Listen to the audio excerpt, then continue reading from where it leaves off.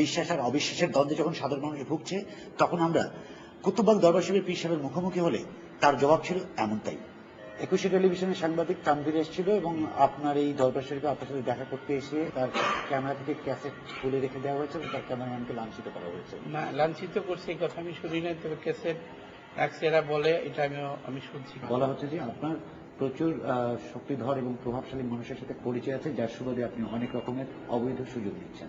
আপনি জামাত ইসলাম বলেন, বিএনপি বলেন, আওয়ামী লীগ বলেন, জাতীয় পার্টি বলেন, আরো অনেক পার্টি আছে, সকল পার্টির প্রধানরা, সকল পার্টির নেতা কর্মীরা আমার কাছে মুরিদ আছে।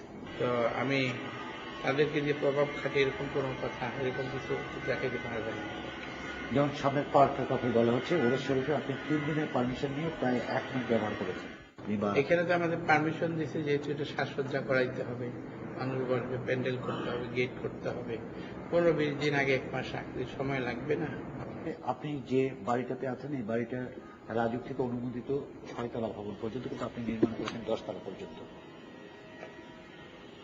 পুরোপুরি এই বিষয়টা আমি ক্লিয়ার না, কেন এটা একজনের করতে আমার মুরিদ, তার কাছে সব কাগজপাতি আছে। আপনার এক মুরিদ, সে আপনার কাছে এসেছিল এবং জমি কাকরাইলে তার বিক্রি করে দেওয়ার জন্য আপনি তাকে 6 মাস এখানে রেখে পাওয়ার অফ অ্যাটর্নি নিয়ে ডেস্টিনি গ্রুপের কাছে বিক্রি করে দিয়েছেন 16 কোটি টাকা কিংবা তার চেয়ে কিছু বেশি। না, এটা তো মিথ্যা কথা। তারা পাওয়ার দিছিল, তো সেই লোক বলছে যে আমি বাবা দরবারকে দিলাম, আমি পারতেছি না, এটা আমার উদ্ধার করতে পারতেছি না, অনেকে এটা দখল করে রাখছে। আমি বলছি বাবা এই কিন্তু আমার কাজ না। উনি বলছে বাবা একটুই করলে উপকার হয় আমার। তো আমি বাবুকে পাওয়ার দিছি, পরে আবার তার পাওয়ার তাকে ফেরত দিছি, সেই নিজে থেকে বিক্রি করছে। উনি বলছেন যে প্রথম পাওয়ার বাবুকে দেওয়ার পরে আপনি তার বাড়িতে 20,000 টাকা পাঠিয়ে দিয়েছেন এবং ওনাকে এখানে থাকতে বলেছেন। পরবর্তীতে ওনাকে 3 লক্ষ টাকা দিয়ে আপনি ডেস্টিনি গ্রুপের সামনে ওনাকে ডেকে বলেছেন যে বাবা ওই আগে যে পাওয়ার দিয়েছিলেন ওটা হবে না, এবার আপনি আপনারা ওনাকে আনেন, ওনাকে যে লোক বলছে শরীফুল হক চিশতি, তাকে আনেন, আনলেই সত্য কথাটা বাবা বাইর হবে। আমি আপনাকে সেটা প্রুফ করে দেব। আপনি বলছেন যে এই জমির ব্যাপারটা যে ভদ্রলোক বলেছেন এটা মিথ্যা। আমরা এই ভদ্রলোককে একটু ফোন করি, আপনি শোনেন উনি কি বলে। শরীফুল হক চিশতি, আমি না একে ফোন করেন না, কিন্তু ডেস্টিনি গ্রুপ তো বলছে টাকা আপনাকে দিয়েছে। আমাকে দিয়েছে, ডেস্টিনি তো জানে, তারাও ছিল সামনে আমার, তারাও তো জানে, যার যার টাকা ভাগ করে দিছি, যে এটা নিরাপত্তার জন্য আমার হাতে দিছিলেন, কথা তো সত্য বাবা।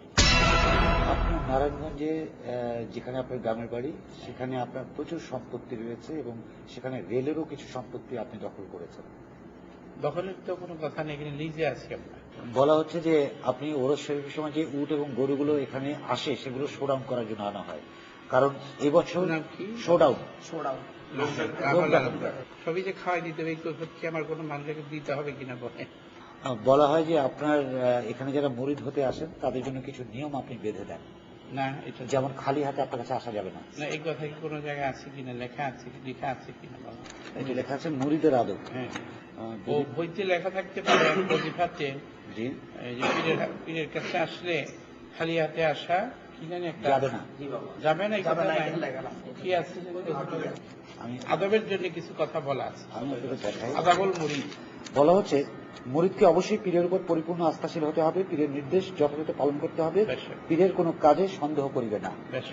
তো আপনিও তো ভুল করতে পারেন, তাহলে তো সে মুরিদ থাকবে না। যে যাকে পীর মানে, গুরু মানে, তার প্রতি সন্দেহ থাকলে সে তো মুরিদ থাকতে পারে। কিন্তু তাহলে আপনি তো তাকে ডমিনেট করবেন। না না, আমি যে ভুল করতে পারি এই বিষয়টা সে আগেই যাই না, শুধু তার মুরিদ হইতে হবে। আচ্ছা, দ্বিতীয়, মুরিদ হওয়ার আগেই তার জানতে হবে, বুঝতে হবে, প্রয়োজন ছাড়া পীরের সম্মুখে হাঁটবে না এবং তার ছায়া পারাবে না। এখানে আদবের জন্য। এটার কারণটা কি? এটা হলো মাকতুবাত শরীফের, মুজাদ্দিদ আল ফিসারী মাকতুবাত শরীফের থেকে নেওয়া। আচ্ছা, পীরের কাছ থেকে বিদায় নেওয়ার সময় সম্মুখ দিক দিয়ে বিদায় নেবে, মানে পিছন দিয়ে যাওয়া যাবে না। ওটা একটা আদবের জন্য পাওয়া। কিন্তু আমরা যতদূর জানি মানুষ সামনের দিকে হাঁটে, শয়তান পেছনে হাঁটে। তাহার অজুর গোসলের জায়গায় অজু গোসল করিবে না, এটা আদব। এটাকে বৈষম্য হয়ে গেল না? মানে ইসলাম কিন্তু বলেছে মানুষের মধ্যে কোনো বিভেদ নেই। না, পীর মুরিদের ব্যাপার এখানে রসুল বলছে, রসুলের সঙ্গে সাহাবারা এইভাবে আদব করছে। আচ্ছা, কিছুদিনের জন্য হলেও জান মাল দিয়ে পীরের খেদমত করিবে, মুরিদের জন্য। কেন? আদবের জন্য, শিখার জন্য। জান মাল দিয়ে দেবো? হ্যাঁ, বাইয়াতের কথা আছে তো, বাইয়াতের তো বিক্রি হওয়া। না না না, এখানেই শেষ নয়, দরবারের ভেতরেই তিনি বিশেষ অতিথিশালা বানিয়েছেন, যার নাম দিয়েছেন বেহেশতের নামে, জান্নাতুল মাওয়া। এটা তো দায়রায় জান্নাতুল মাওয়া। জান্নাতুল মাওয়া। এই পাশটা কি? এই যে এখানে এটা বাবা তো অনেককে এখানে নসিব পানি পেশ করার পরে একটু রেস্ট নেওয়ার জন্য এখানে বসে, এবং অনেককে নসিহত বাণী পেশ করে এখান থেকে সাক্ষাৎ করে বাবার সাথে। যেমন আপনি আসলেন, আপনার সাথে কথা আছে, বাবার ব্যক্তিগত আলাপ থাকতে পারে, বাবা বসে এখানে মানে সাক্ষাৎ দেয়। ব্যক্তিগতভাবে এখানে বসে। ব্যক্তিগত আবার সবাইকে আবার সরাসরি সাক্ষাৎ দেয় ইবাদতের জন্য, এবং এখানে বাবা রিয়াজত মোরাকাবা মুশাহিদা করে। পার্থিব জগতে সকল মোহমায়া ত্যাগ করেই যুগে যুগে মহামানবগণ বিলাসহীন জীবনযাপন করেছিলেন। অথচ এই কুতুববাগ দরবার শরীফের পীর সাহেব যে গাড়িতে চলেন তার মূল্য কম করে হলেও কোটি টাকার ঊর্ধ্বে।